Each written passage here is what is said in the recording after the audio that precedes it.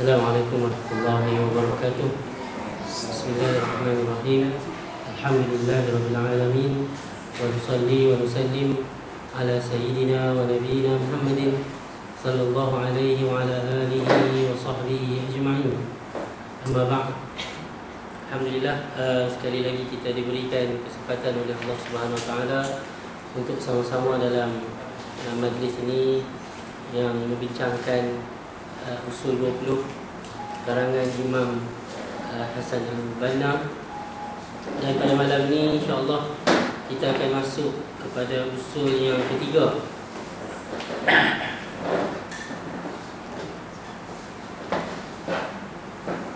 Lebih dulu saya akan bacakan matan usul yang ketiga ni yang telah diterjemahkan, iaitu iman yang tulus, ibadah yang benar, dan mujahadah adalah cahaya dan kenikmatan yang ditanamkan Allah di dalam hati hamba-Nya yang Dia kehendaki. Sedangkan ilham, lintasan perasaan, kasyaf dan mimpi bukanlah sebahagian dari dalil hukum syariat. Ia hanya boleh dianggap sebagai dalil ataupun sumber hukum dengan syarat tidak bertentangan dengan hukum-hukum agama dan teks-teksnya. Kalau minggu lepas kita ambil usul yang kedua, yang mana usul kedua ni fokus dia ialah menetapkan apakah sumber hukum kita. Sumber hukum kita iaitu Al-Quran dan Sunnah. Dan pada minggu ni kita masuk usul yang ketiga. Imam Al-Banna nak tekankan dalam usul yang ketiga ni, dia rentetan daripada usul yang kedua tu. Bila kita dah faham, dah jelas bahawa usul yang kedua tu sumber hukum kita hanya daripada Quran dan Sunnah. Jadi usul yang ketiga ni penekanannya ialah beberapa perkara yang selama ini ada setengah pihak menganggap dia sumber hukum ataupun dia boleh jadi dalil kepada hukum-hukum tertentu, tapi yang sebenarnya dia bukan hukum dan dia tak boleh dijadikan sandaran. Okey. Usul ni dia nak mengubat beberapa perkara lah, beberapa penyakit. Pertama, penyakit melampau. Penyakit melampau. Ada dua ekstrim. Ada dua ekstrim. Biasanya ekstrim ni kita kata nampak melampau yang di sudut. Kata macam mana? Melampau di sudut. Melampau berlebih-lebihan. Berlebih-lebihan pun melampau juga, ekstrim. Dia menganggap mudah pun melampau juga. Dia mudah-mudah kan. Dia tak melampau belah kanan pun tak, melampau belah kiri pun tak, dia tengah-tengah. Apa dia yang melampau, dua melampau dalam usul ni yang Imam Al-Banna cuba nak rawat dan nak ubati. Okay. Kita tengok pada usul ni. Pertama, Al-Banna kata iman yang tulus, ibadah yang benar, dan mujahadah. Jika kita ada keimanan yang tulus, yang murni, yang tidak ada campur aduk, tidak ada keraguan langsung, dan ibadah kita pun ibadah yang benar semata-mata kerana Allah Subhanahu Wa Taala, dan mujahadah kita ke arah untuk memantapkan iman dan ibadah tadi. Bila seseorang tu memiliki ketiga-tiga perkara ni, tidak dinafikan, dia akan mendapat satu kenikmatan ataupun cahaya yang Allah tanamkan dalam hati dia. Siapa-siapa yang Allah kehendaki. Tak nafi. Kalau orang soleh, kita kat Malaysia ni kita sebut wali ya. Kalau dia soleh, dia rajin ibadat, dia ada perkara ni. Contoh yang terbaiklah contoh ni yang saya boleh bagi pada malam ni, Bilal bin Rabah radhiyallahu anhu. Bagaimana Bilal, keimanan dia yang benar, disiksa punya teruk, dibaringkan di atas padang pasir yang panas, diletak batu yang besar atas dada dia, disuruh dia keluar daripada Islam, dia masih kata ahad, ahad, ahad. Apa maknanya? Bila iman dia benar, dia tak nampak dah yang lain. Dia tak nampak dah. Biar pi pun apa ni penyiksaan ke atas diri dia, tekanan yang dia hadapi, dia kekal istiqamah. Batu yang berat pun dia rasa ringan, pada pasir yang panas pun dia tak memberi apa-apa kesan kat dia. Itu contoh yang terbaik lah. Kita tadi kata contoh yang terbaik. Sahabat-sahabat Nabi, pernah, kalau kita pernah dengar cerita, dia tengah solat, ada seorang musuh panah dia, kena panah, dia tengah solat kan. Punya dia rasa nikmatnya solat tu, kena panah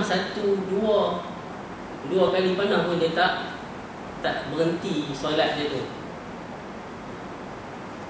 Yang ni yang saya lebih nak tekankan. Kadang-kadang kita nak tekankan bila dia ni orang soleh, iman hebat, bila kata dia ni diberikan anugerah oleh Allah Subhanahu Wa Taala untuk boleh terbang ke, untuk boleh kebal ke. Tak. Yang menjadikan diri dia kebal tu bukan kerana dia tak luka langsung. Bukanlah kerana dia ni tak lut. Kata apa? Tak lut. Tak lut kan? Dia tetap kena panah, dia tetap berdarah, dia tetap cedera. Tapi keimanan dia tu, ketulusan iman dia tu yang menjadikan dia teguh, dia tetap. Dia teguh, dia tetap. Saya lebih nak tekankan yang ni. Walaupun tak nafi, setengah orang yang Allah memang anugerahkan kepada dia tempat kelebihan, dia ada firasat-firasat tertentu. Dan Nabi SAW pun pernah mengatakan, takutlah kamu kepada firasatul mukmin, firasat orang-orang mukmin. Itu tak dinafikan. Sebab itulah dalam usul ni, perenggan yang pertama, Al-Banna cuba mengatakan iman yang tulus, ibadah yang benar, dan mujahadah ataupun kesungguhan dalam beribadah ni adalah cahaya dan kenikmatan yang Allah tanamkan kepada mana-mana hamba-Nya yang Dia kehendaki. Di kalangan para sahabat ramailah, di kalangan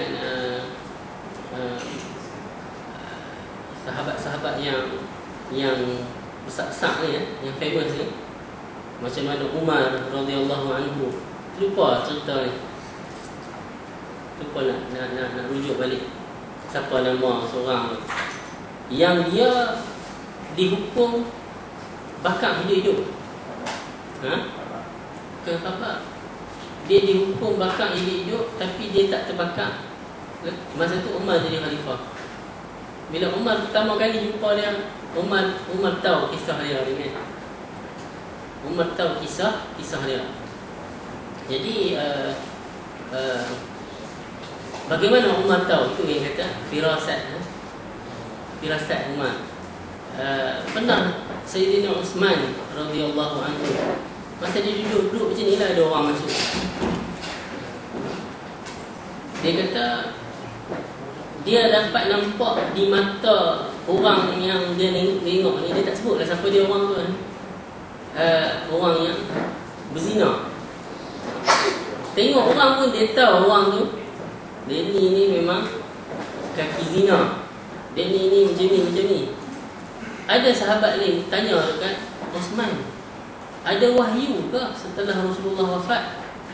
Osman kata bukan wahyu, tapi inilah yang disebut firasat. Itu tidak dinafikan.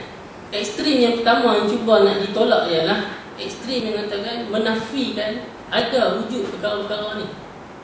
Tak, kita tak nafikan. Memang wujud, memang Allah boleh bagi siapa-siapa di kalangan hamba-Nya yang Allah nak. Allah boleh bagi firasat, Allah boleh bagi ilham kepada dia. Allah singkap suatu perkara yang orang ni mungkin tak nampak, dia boleh nampak. Itu kelebihan yang Allah boleh bagi. Itu peringatan yang pertama.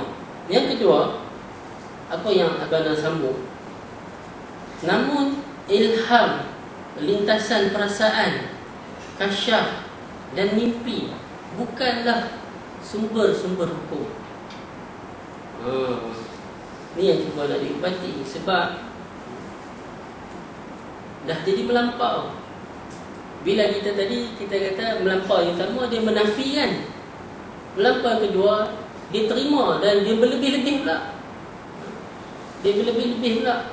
Seolah-olah ada sumber hukum yang lain selain daripada Quran dan Sunnah. Pasal apa buat macam ni? Pasal apa buat macam ni? Saya mimpi macam ni. Saya mimpi jumpa Nabi yang suruh buat macam ni. Biasanya yang berlaku perkara begini adalah di kalangan tarikat-tarikat sufi, melalui mimpi, melalui ilham dan sebagainya. Itu tidak boleh dijadikan sumber hukum.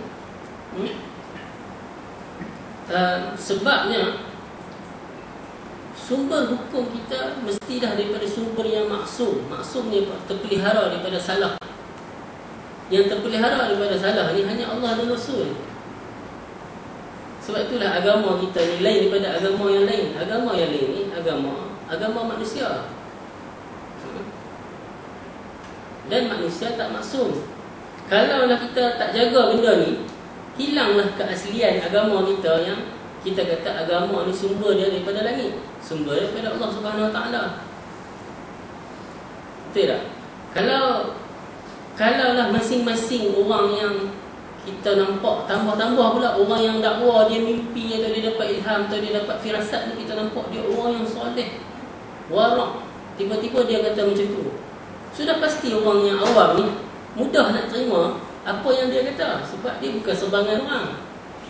Jadi lama-lama agama ni makin kacau bilau, sebab telah banyak ditepuk tambah oleh orang-orang yang kononnya tadi dia bermimpi ataupun dia dapat ilham dan sebagainya. Macam itulah yang terjadi kepada agama Kristian dan yang lain. Ditepuk tambah oleh orang-orang agama dia. Orang-orang agama dia. Yang ni menjadi usul yang penting. Sebab itulah dia jadi usul. Saya selalu nak terang kan, kenapa Al-Banna letak usul Ishrin ni. Ini jadi usul. Kita kena kenal pasti yang mana usul, yang mana bukan usul. Okey. Bila Al-Banna kata kita tak nafikan wujud benda ni di setengah orang yang Allah kurniakan kepada dia kelebihan-kelebihan ni. Tapi dalam masa yang sama, dia tak boleh jadi sumber hukum. Contohnya macam ni. Pagi ni dia bangun, setelah dia mimpi semalam, dia kata, saya bermimpi semalam didatangi oleh Nabi, supaya kita semua kena solat hari Ahad pula. Kita lagi solat hari Jumaat kan, solat hari Ahad, sebab hari Jumaat kerja. Hari Ahad tak kerja. Walaupun dia orang soleh, walaupun dia nampak macam wali, walaupun mimpi dia benar ke apa ke, dia tak boleh jadi sumber hukum. Dia tak boleh jadi sumber hukum. Tapi sebab tu Al-Banna sambung di bawah tu, dia boleh jadi sumber hukum apabila dia boleh dianggap sebagai dalil jika dia tidak bertentangan dengan syarak. Maksudnya macam mana? Dia mimpi semalam, dia didatangi oleh Rasul sallallahu alaihi wasallam supaya suruh bangun qiyamul lail. Jangan orang kata bermalas-malasan untuk bangun qiyamul lail. Ataupun dia mimpi semalam supaya Nabi suruh galakkan puasa sunat, itu tak ada masalah. Dia tak mimpi hatu pun, memang kita kena disunatkan qiyamul lail, disunatkan puasa sunat. Benda tu tak bertentangan. Dan kita pun bukan qiyam, bangun solat qiyam ataupun puasa sunat kerana mimpi dia. Itu tak ada masalah. Kalau dia tak bertentangan tu tak ada masalah. Cuma dia berbentuk menguatkan lagi. Menguatkan lagi. Satu lagi contoh, dia seorang yang warak, seorang yang orang kata apa, soleh, rajin ibadat, nampak mujahadah nafs dia pun hebat. Dia jadi hakim.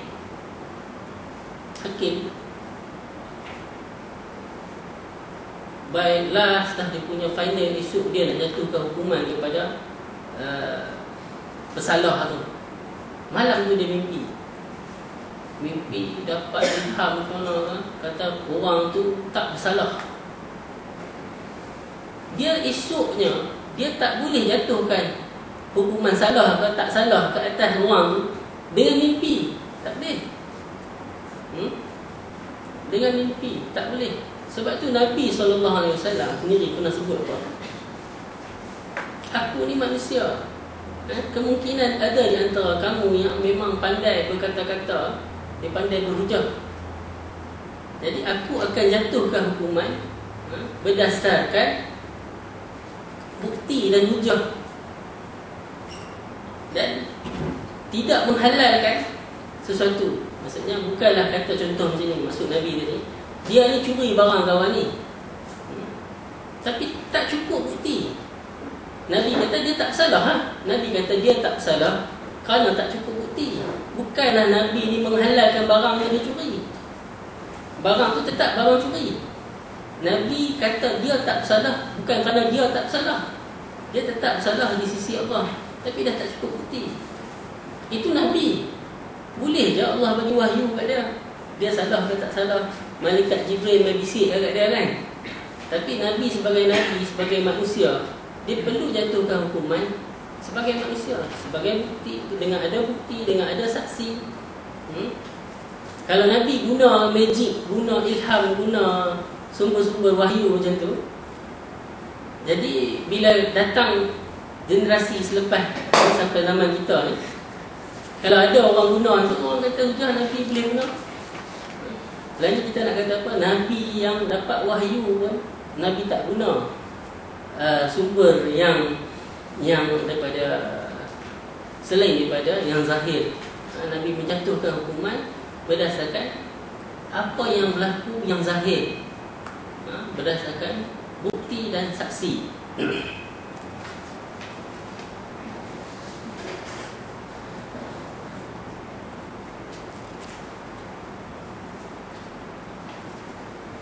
Jadi itu dua ekstrim yang cuba nak diubati melalui usul yang ketiga ni. Secara ringkasnya, pertama, orang yang melampau dalam menolak terus adanya firasat, ilham, mimpi berdasarkan dalil-dalil yang jelas, tidak dinafikan. Inilah akidah Ahlussunnah wal Jamaah, bahawa boleh seseorang yang Allah kurniakan kepada dia firasat ataupun ilham tertentu, walau bagaimanapun firasat, lintasan hati, kasyaf dan sebagainya, tidak boleh dijadikan sandaran hukum. Itu kalau siapa yang ada matan dekat dia, dia boleh nampak dah secara jelas.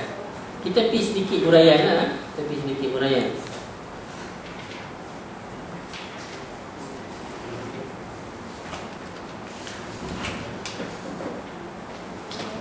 Tentang firasat. Firasat ni dia ada beberapa perkara.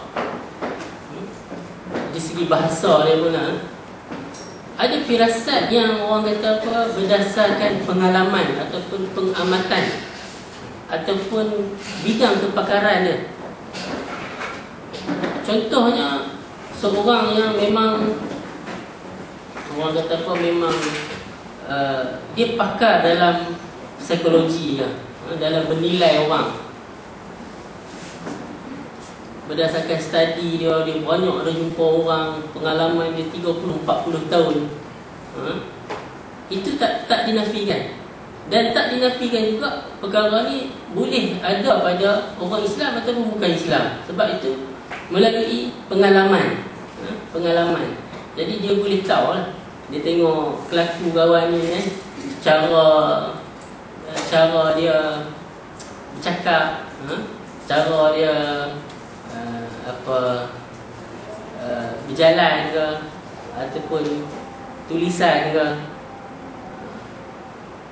Itu ke arah nak orang apa, nak mengenali seseorang tu. Yang ini dia sebahagian daripada firasat juga. Sebahagian daripada firasat juga. Tapi ini pentingnya usul ni. Dia tak boleh kita yakini ataupun dia jadi satu sumber untuk kita buat ramalan pula. Berdasarkan ilmu tertentu tak ada masalah lah. Untuk macam contoh seorang majikan, dia nak ambil pekerja, dia berpandukan dengan ilmu yang tadi ni kan, nak mengenali, dia nak ambil staff nak kerja ni, mestilah dia kena tahu juga personality orang-orang yang nak main ni. Jadi itu dari segi orang kata apa, pentadbiran ke, ataupun dari segi korporatnya tu tak ada masalah. Yang jadi masalahnya apabila kita gunakan benda-benda ni untuk hujah agama, sebagai hujah agama, dia jadi satu kepercayaan. Dia jadi satu kepercayaan pula. Macam contoh, dia berdasarkan ilmu dia, dengan tarikh-tarikh ni apa semua, kita tak boleh kahwin, buat kenduri kahwin ataupun akad nikah pada tarikh-tarikh tertentu. Itu tak boleh. Bila dikaitkan dengan agama, dia ada unsur-unsur tahyul pula kat situ. Dan itu kita akan bincang pada unsur yang keempat nanti, insya-Allah. Cuma yang saya nak minta kita bezakan ialah jika dia berkait dengan kepercayaan, berkait dengan kepercayaan ataupun iktikad, akidah, sampai dialah yang menentukan baik buruk satu perkara, yang tu yang tak boleh. Yang tu tak boleh. Dan ada satu jenis lagi yang dipanggil firasat imaniyah. Firasat imaniyah ni yang kita nak bincang ni. Ini adalah firasat yang Allah sendiri bagi. Allah sendiri bagi. Dia bukan kerana dia belajar ilmu ke apa, tak ada pengalaman apa pun. Ini yang kita nak kata tadi, yang Al-Bani sebut dalam matan tadi tu. Dia orang yang iman dia mantap, ibadat dia pun mantap, hebat, akhlak dia pun hebat, mujahadah dia pun hebat. Jadi Allah ada bagi kat dia kelebihan. Yang ni macam mana kita nak bezakan firasat tu, firasat yang Allah bagi ke, yang syaitan bagi ke? Kadang-kadang kita minta tahu, ini berpayah ke? Kita nak membezakan adakah itu firasat daripada Allah ataupun firasat daripada iblis, syaitan ni. Kita tengok orang tu. Orang tu kalau kita tengok muka kita, ni bukan firasat. Bukan firasat. Kita kadang-kadang tengok muka orang kita boleh tahu.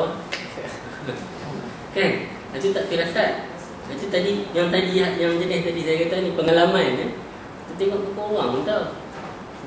Tapi ni kita tengok dia yang sembahyang pun dah kan. Akhlak tu nampak teruk kan. Nampak pelik kan kat dia tu. Tiba-tiba dia boleh, orang kata apa, ramal sesuatu. Dia ada firasat tertentu. Itu confirm firasat dan betul. Tak dia ramal tu pula betul. Yang tak betul tak ada salah lah. Taknya dia ramal ni betul pula. Yang ni kita kena hati-hati dan kita kena jaga-jaga.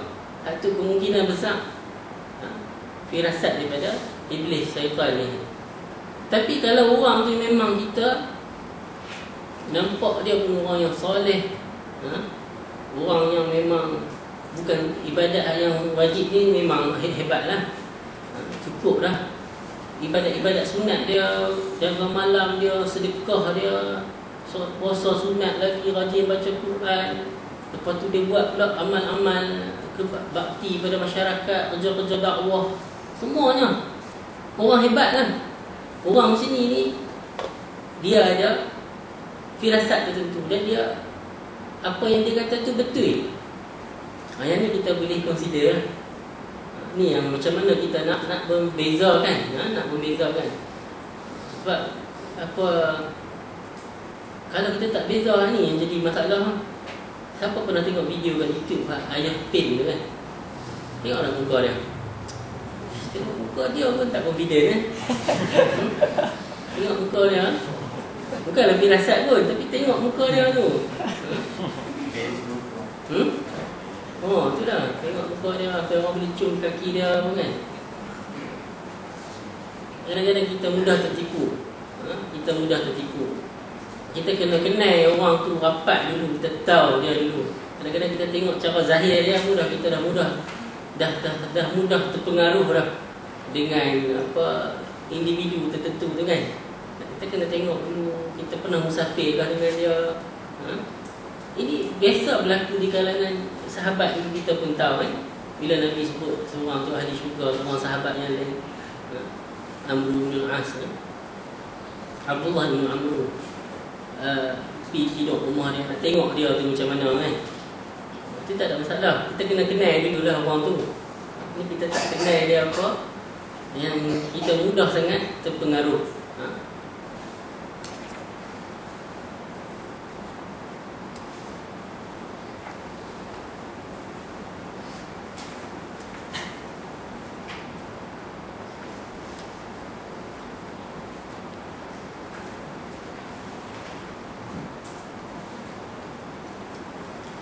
Seterusnya tentang mimpi.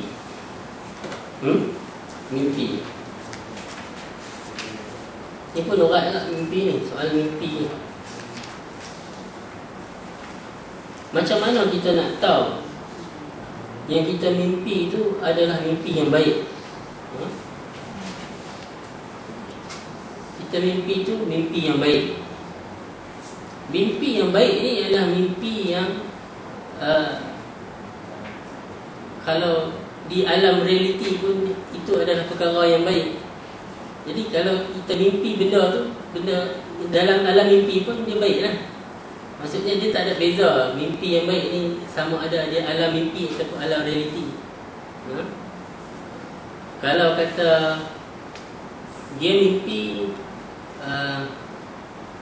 sesuatu yang dahsyat ni, selalu kita kata mimpi sesuatu yang dahsyat ni ialah mimpi bunuh orang. Mimpi bunuh orang, maksudnya mimpi yang jahat kan. Sebab di alam realiti bunuh orang tu jahat. Dan bila sebut pasal mimpi ni, Nabi SAW dia ajak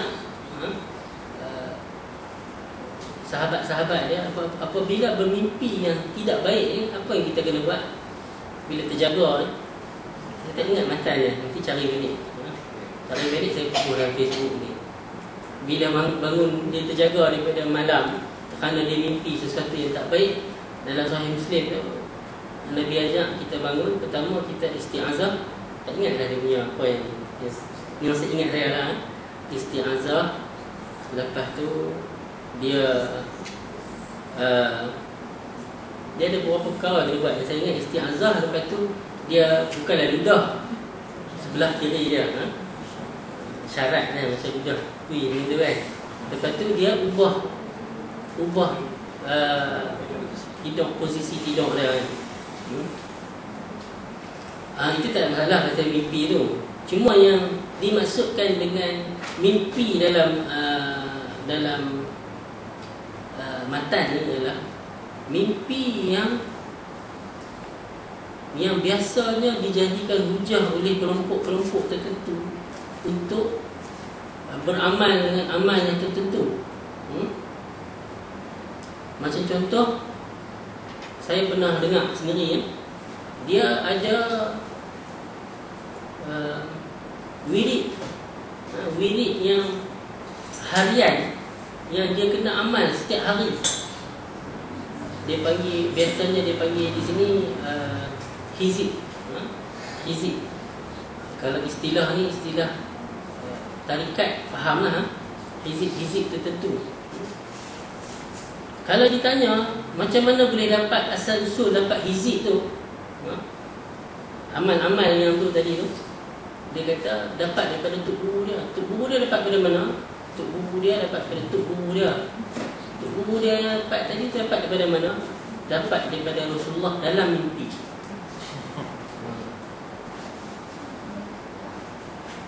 Ini yang masalah.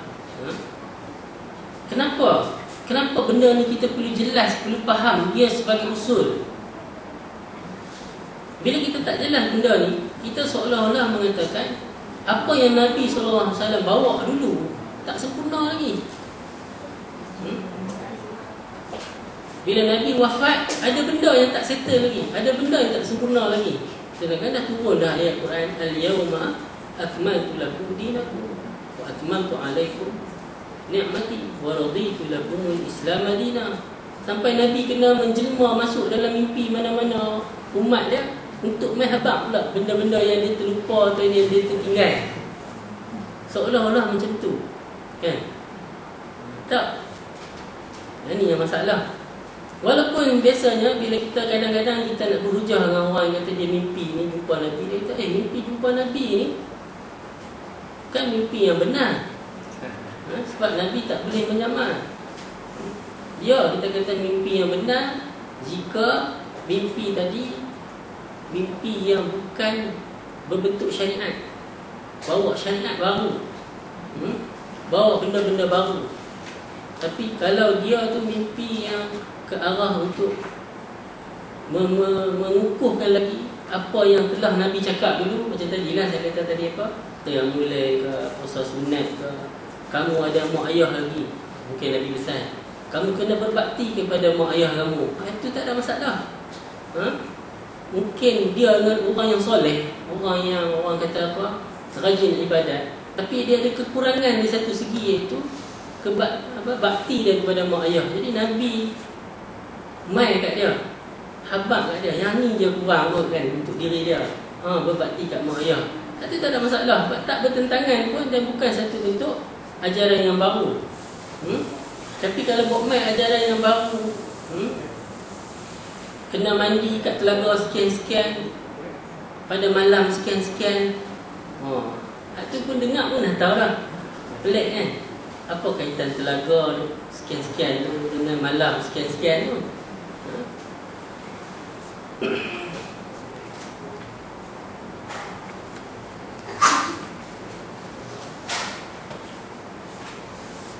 Walaupun ada orang kata tu macam mana Nabi Ibrahim ni, kita nak raya kurban, Nabi Ibrahim mimpi suruh sebelih anak dia. Nabi Ibrahim buat pula mimpi tu, kata mimpi tak boleh jadi sumber hukum. Okay, kan? Kita nak jawab berdasarkan hadis Nabi muttafaqun alaih, maksudnya daripada Bukhari dan Muslim.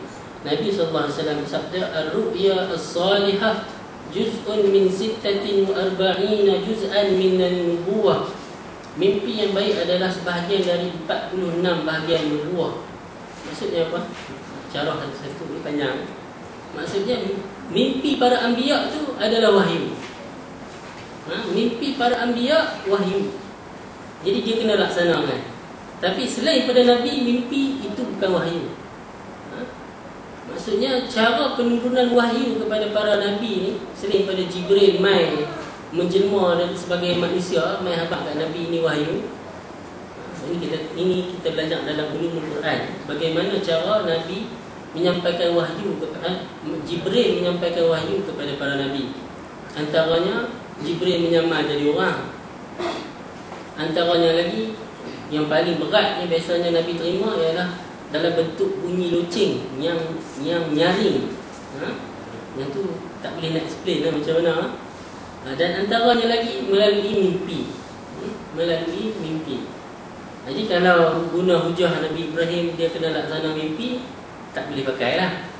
Itu memang khusus untuk para Nabi. Mimpi para Anbiya ni memang menjadi hujah.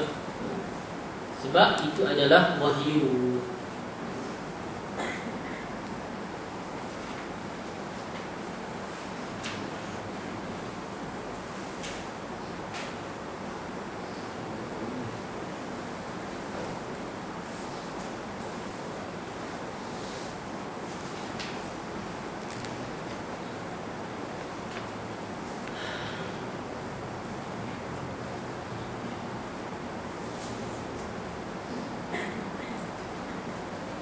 Jadi saya rasa itu sebagai yang nampak yang penting, poin-poin yang penting. Mungkin masa yang ada ni kita buka kepada soalan kalau ada.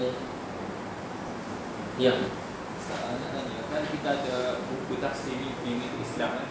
Contoh kalau kita patah gigi itu menunjukkan bahawa keluarga kita akan menimpa kecelakaan atau kematian.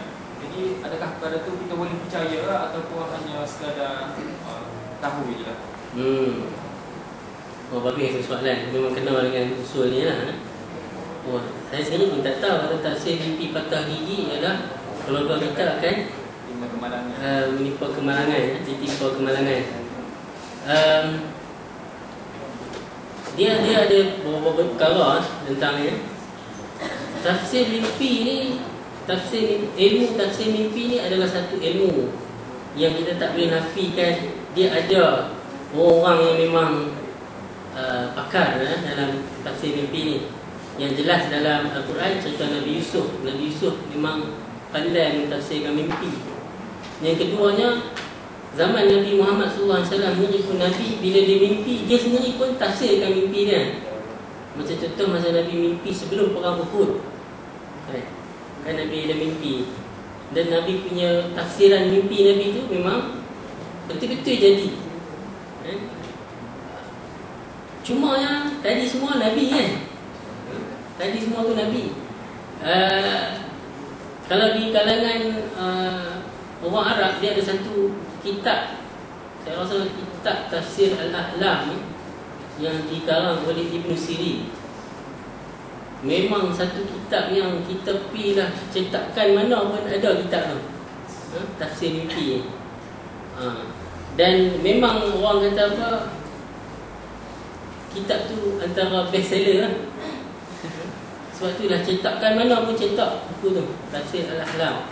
Saya sendiri pun pelik sebab saya tak tergerak nak beli buku tu dulu, tak? Saya kalau saya beli, saya jumpa kalau macam tadi ni kan. Itu tentang itulah. Cuma kalau nak komen, kalau nak dipadankan dengan usul ni macam mana? Kalau dia orang yang soleh, orang yang warak, orang yang hebat mujahadah nafs dia yang mimpi, kita tak nafikan mimpi dia tu menjadi orang kata apa, satu petunjuk. Tapi dia tak boleh jadi sumber hukum. Itu yang kita, panduan kita. Jelas tak panduan tu? Kita tak nafikan kalau mimpi tadi tu datang daripada orang-orang yang soleh, tapi dia tak boleh jadi sumber hukum. Maksud jadi sumber hukum ni macam mana?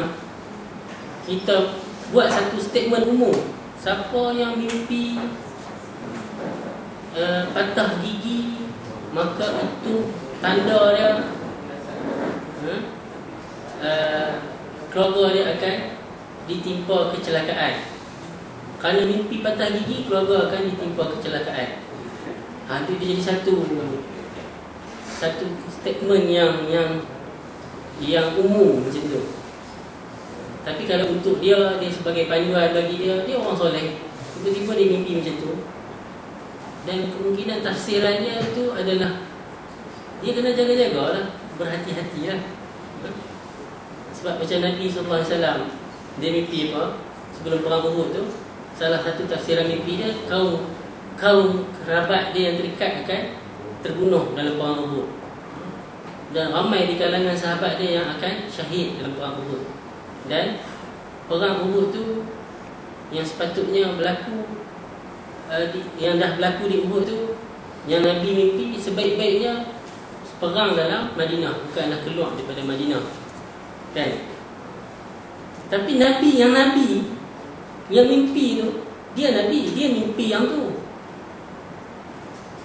Dan dia dah tafsir dah mimpi dia, tapi dia bawa dalam syura. Apa maksud dia?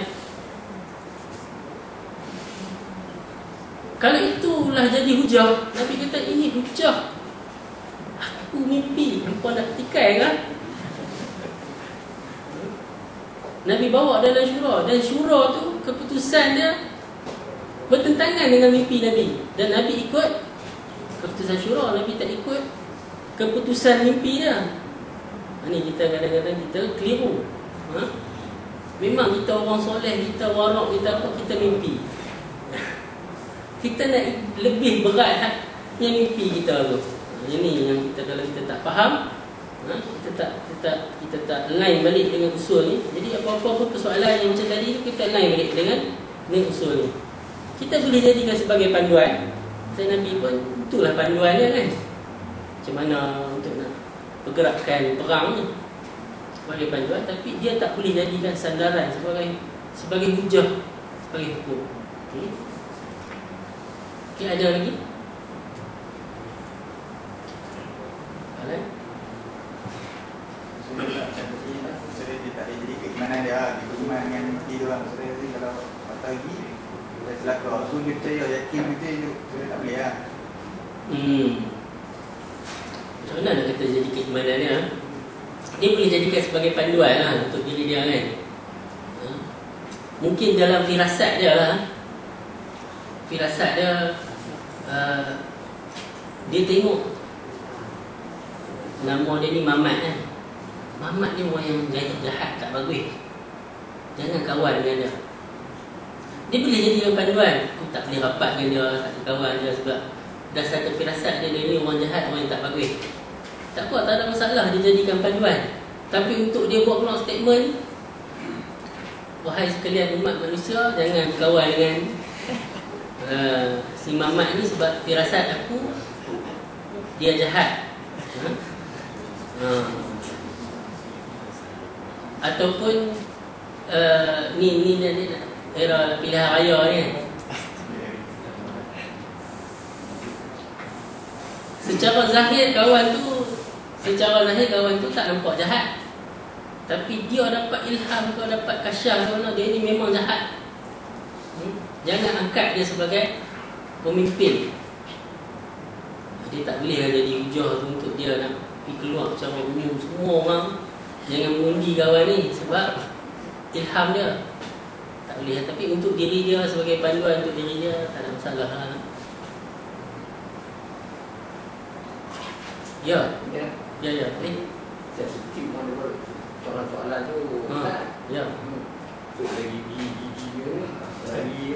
Tak ada gigi. Ni aku tak salah. Dia ambil sebagai panduan dia. Ada satu gigi ni. Macam ni maksudnya. Dia tak ada gigi tu lah.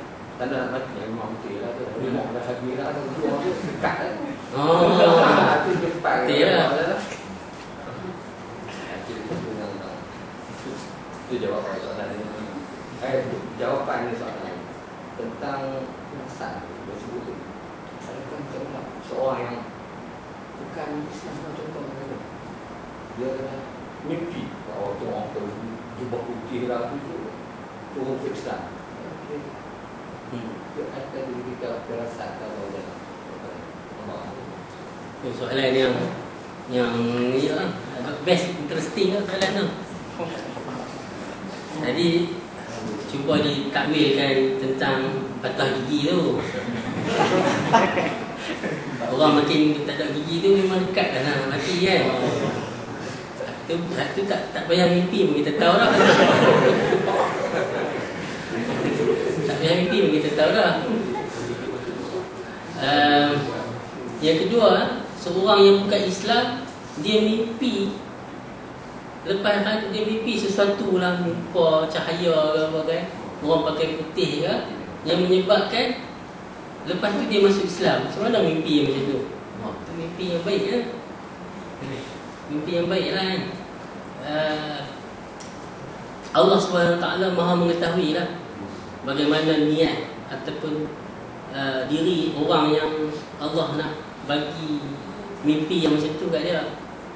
Mungkin Allah tahu niat ikhlas dia,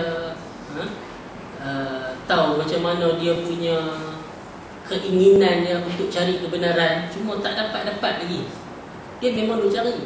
Jadi Allah nak bagi pencetus tu melalui mimpi. Allah maha mengetahui kan, untuk Allah nak bagi yang tu.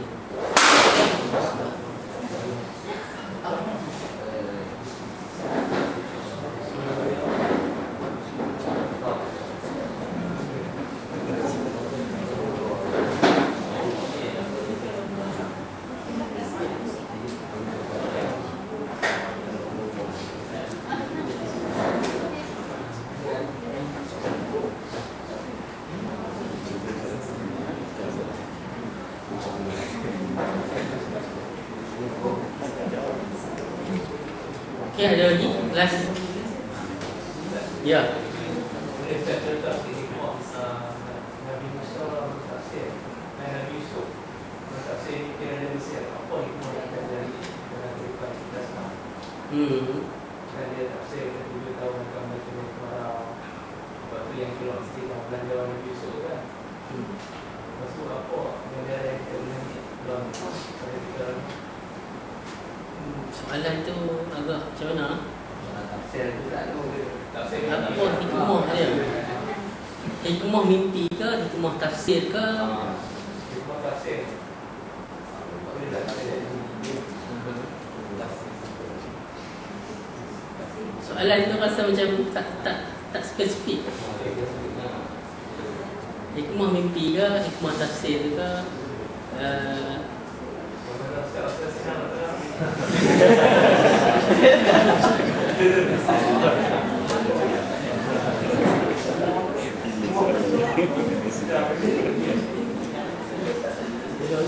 Dia cerita Nabi Yusuf ni, insya-Allah saya memang buat kuliah tafsir pun tentang kisah Nabi-Nabi, tapi tak sampai ni kisah Nabi Yusuf tu.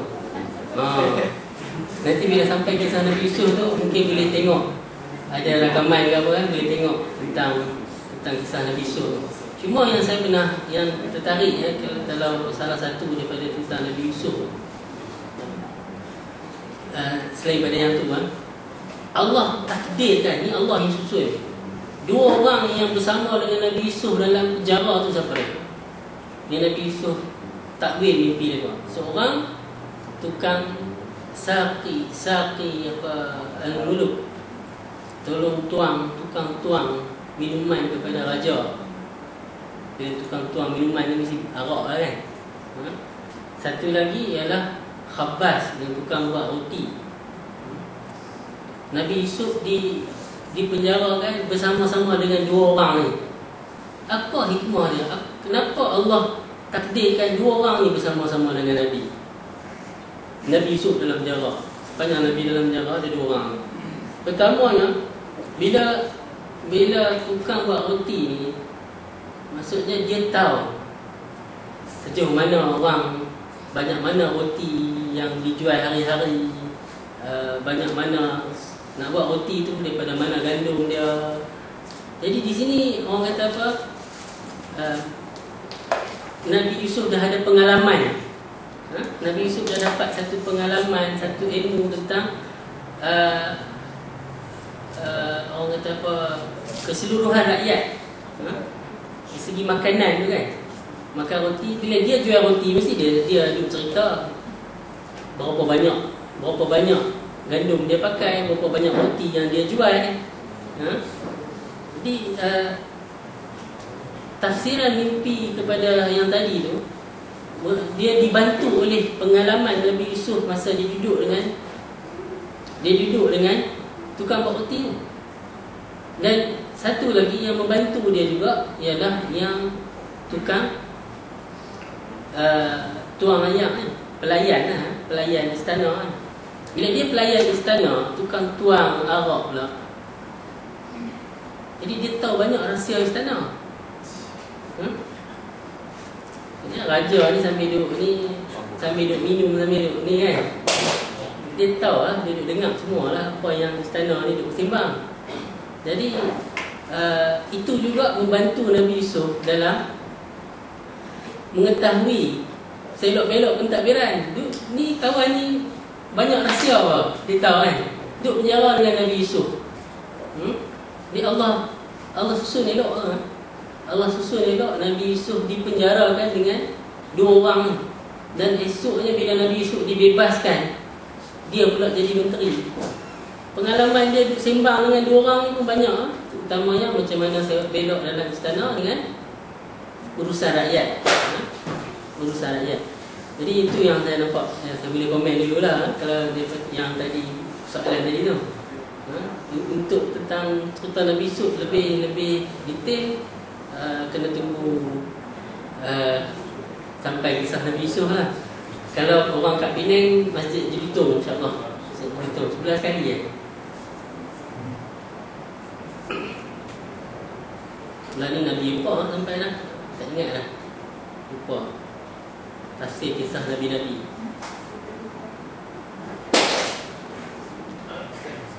Ya. Kalau bukan apa Quran, apa mengamal ayat Quran atau ayat sembilan itu apa hikmah kita amal dengan ayat itu? Apa? Contoh orang kata kalau kita amalkan satu ayat ni kita boleh dapat alam ghaib. Apa? Macam mana kita nak boleh percaya atau tak? Kita beramal dengan satu-satu ayat tu kita dapat tahu sesuatu yang gaib. Macam tu kan. Sesuatu yang gaib ni hanya Allah saja yang boleh bagi. Sesuatu yang gaib ni hanya Allah saja yang boleh bagi. Macam tadi kasyaf, mimpi, ilham, firasat ni benda-benda gaib lah. Kita dapat tahu benda-benda yang gaib yang manusia biasa tak dapat tahu. Allah boleh bagi. Dan dengan izin Allah, benda-benda tadi ni, bisikan-bisikan tadi ni, syaitan, iblis pun boleh bagi. Dengan izin Allah, iblis boleh bagi. Jadi untuk kita dapat beza, yang ni Allah bagi ke, ini iblis bagi, tadi saya dah sebut tadi kan. Pertamanya kita tengok diri kita dulu. Kita tengok diri kita, sejauh mana hubungan kita dengan Allah.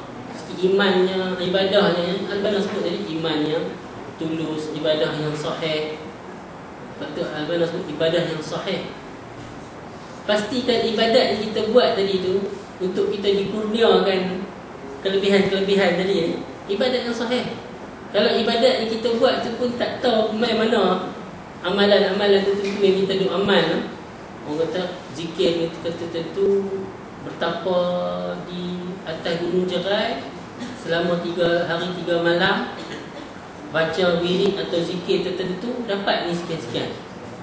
Adakah bertapa atas gunung Jerai dengan zikir yang tertentu, bilangan tertentu, hari tertentu, itu bersesuaian dengan apa yang Nabi ajak? Adakah ibadat yang macam tu ibadat yang sahih? Kalau tak sahih, sahlah hak yang main kat kita tu bukan daripada Allah Subhanahu Wa Taala. Sebab tu kita kena faham kita ya, usul ni. Iman yang tulus. Apa membalik mai ke usul ni? Itu saya duk sebut dalam kuliah-kuliah lepas tentang usul Islam ni. Bagaimana Al-Banna menyusun ayat ni. Cukup teliti. Cukup teliti dan berhasil daripada orang yang memang cukup faham tentang agama ni. Genius lah, kita kata genius lah. Bukan sebarangan orang lah boleh buat usul Islam ni. Jadi dia sebut iman yang tulus, ibadah yang benar, dan mujahadah, itu kesungguhan dalam ibadat ni tadi. Mesti itu. Itu adalah cahaya dan kenikmatan yang ditanamkan oleh Allah. Kalau iman ke mana, ibadat kita duk rasa kita buat ibadat, tapi ibadat tu benar ke tak benar, tiba-tiba kita dapat kelebihan tertentu. Jadi itu kita kena pastikan dulu lah. kita ni rajin bangun qiyam, puasa sunat, mau kata apa, solat pun tak miss apa ni takbir pertama, yang imam punya takbir tu. Lepas tu banyak amal bakti yang lain. Bacaan Quran tak tinggal, zikir pagi petang. Apa lagi? Semua hak Nabi ajak tu lah. Solat witir, solat duha, solat rawatib, berbakti kat mak ayah. Weh, banyak benda Nabi ajak. Yang tu semua dia memang okey. Lepas tu dia dapat kelebihan ni. Hak ni insya-Allah itu yang benar. Kita tengok, bukanlah kata hak sunat, hak wajib pun tak berapa betul. Lepas tu dia ada mahabak, dia ni ada firasat, dia ada mimpi, dia ada ilham, dia kasyaf. Ni kita kena tapih dulu lah. Ni kena tapih dulu. Wallahualam, dalam asasnya jelas sangat-sangat usul yang ketiga ni. Semua usul ni jelas. Kalau boleh tengok dia punya ayat tu, jelas sangat. Wallahualam, insya-Allah dalam minggu yang bulan November pula, minggu depan Raya Haji kan. Bulan November kita sambung usul yang keempat pula. Usul yang keempat ni masih dan cukup relevan dengan keadaan masyarakat kita kat Malaysia. Sebab amalan-amalan yang disebut dalam usul keempat tu masih berleluasa. Istilah berleluasa dalam kalangan masyarakat kita. Jadi insya-Allah kita diizinkan Allah, kita jumpa nanti awal November. Awal November ni 5 bulan November insya-Allah. Aku qauli hada wa astaghfirullah li wa lakum. Assalamualaikum warahmatullahi wabarakatuh.